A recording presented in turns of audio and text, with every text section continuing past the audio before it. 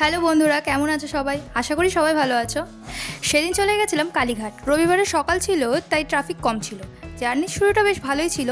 কালীঘাট মন্দির সংস্কার কমপ্লিট হওয়ার পর আমি এই প্রথম যাচ্ছিলাম, তাই একটু এক্সাইটেড ছিলাম।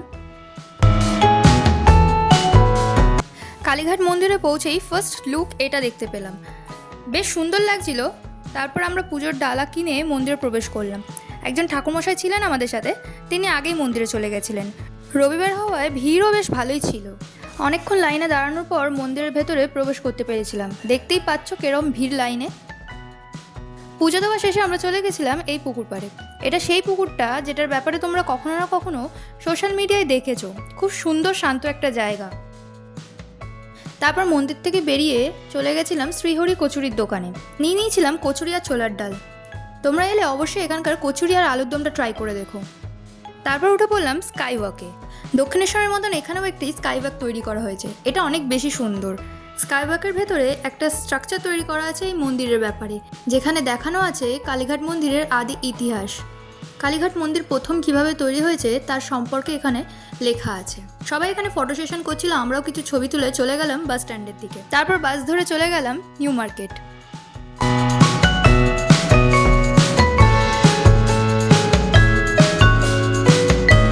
নিউ মার্কেটে একটু ঘোরাফেরা করে কয়েকটা দোকান দেখে তারপর চলে গেছিলাম শ্রী লেদার্স।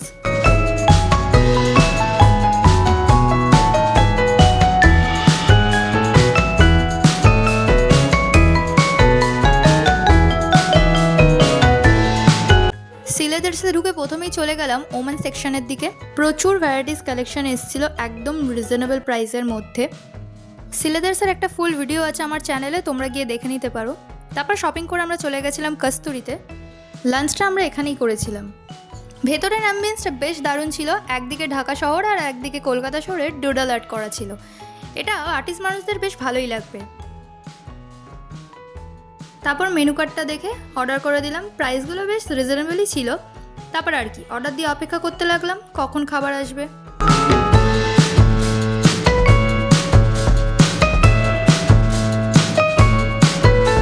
প্রায় আধ ঘন্টা অপেক্ষা করার পর চলে এলো আমাদের থালা আর গ্লাস। কাঁসার থালা, গ্লাস আর থালার উপরে কলাপাতা দিয়েছিল। বলতে পারো একদম পুরো বাঙালি আনায় মোড়া। আমার তো বেশ ভালোই লেগেছে।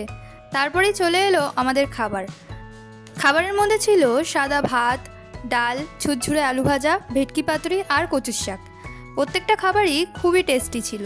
প্রথমেই আমার ফেভারিট কম্বো দিয়ে শুরু করেছিলাম। যদিও ভেটকি পাতুরিটা আমার বেশ দারুণ লেগেছিল, এক কথায় জাস্ট ওয়াও। এবার থেকে নিউ মার্কেট এলে তোমাদের লাঞ্চটা কিন্তু এখানেই করো। দেখা হচ্ছে পরের ব্লগে। টাটা।